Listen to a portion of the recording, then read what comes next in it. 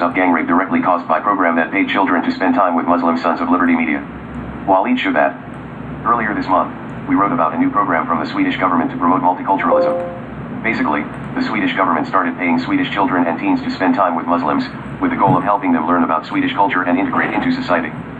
While we said that this would be about as successful as trying to evenly mix oil into water and that the end result would be even more rapes and disorder as though Sweden did not have enough, since it is the rape capital of Europe, the government insisted.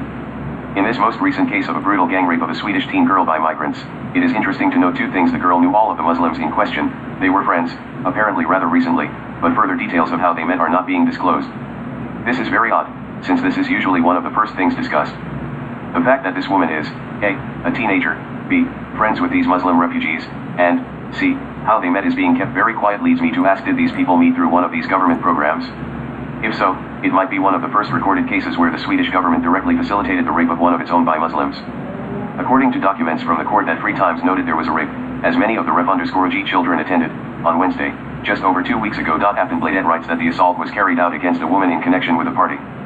Ref_G children suspected for at least another 3 rapes and sexual molestation. Point 2 of rape should have taken place on Friday and Saturday, 22 and July 23. They are women over 15 years and, according to media reports, acquainted with the Ref_Gs already.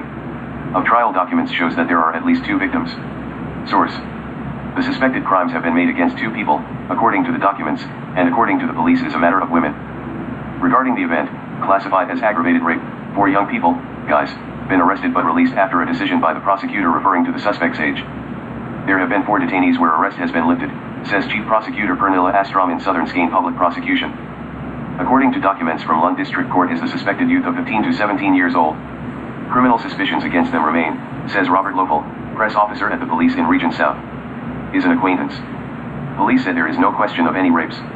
According to Aftonbladet, at least 1 rape in which several offenders were involved occurred in connection with a party.